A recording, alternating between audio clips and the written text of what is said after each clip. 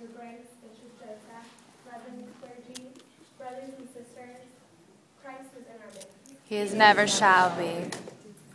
I am so grateful for the fact that I was born into the Orthodox faith. There are so many people who wander about in this world with no purpose, no belonging, but never an Orthodox Christian. An Orthodox Christian knows exactly why they are here. In God's plan, He made all of us, male and female, in His image. And the purpose of our life is to see Him in ourselves and in everyone around us. In my most recent understanding, I'm no longer an Orthodox Christian because my parents take me to church on Sunday. I'm no longer an Orthodox Christian because that's what my family does on Sunday mornings and other holidays.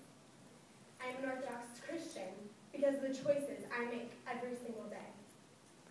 I didn't get here by accident, and I didn't get here simply because I was born into a certain ethnicity, but I got here at this point in my life because of the people in my life.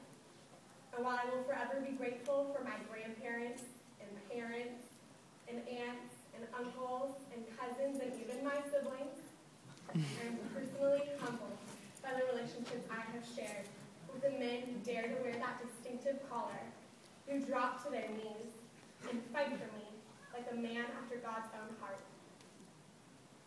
After reading different books on the lives of the saints and martyrs, I discovered that sainthood, which we are all called to achieve, is an extremely high standard. I don't know if I can muster up enough strength if someone is holding a gun up to my sister's head and asks me to deny my faith if I could defend orthodoxy until the end. In fact, looking back on all the times I've personally drifted and fallen away from the straight and narrow path, I've realized that I am no different than the Roman soldier who nailed Jesus to the cross or pierced his side.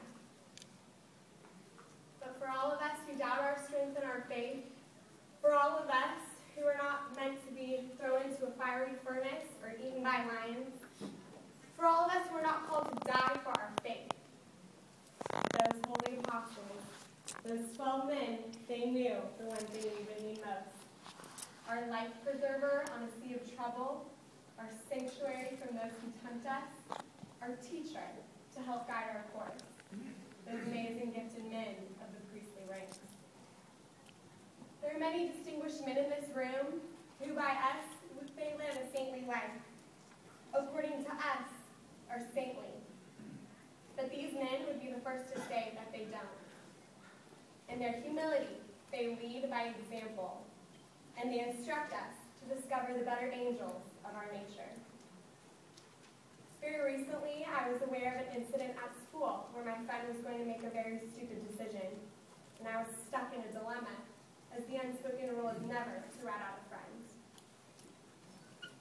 And as my priest put his arm around my shoulders, as I was staring into Jesus Christ on an icon before me, he whispered into my ear, "Your friend is drowning in the deep end, and you have a choice to either get wet or walk away."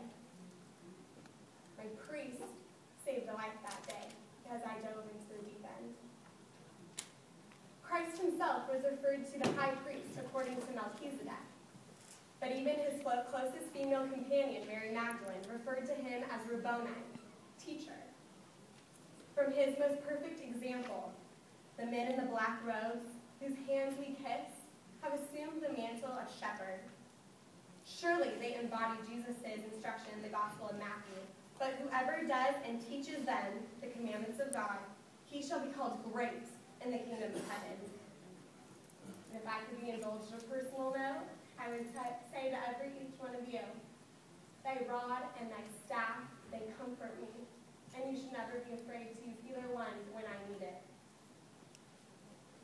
It is my priest's role as teacher that has a more physical and real influence on my life than all the stories of all of the saints.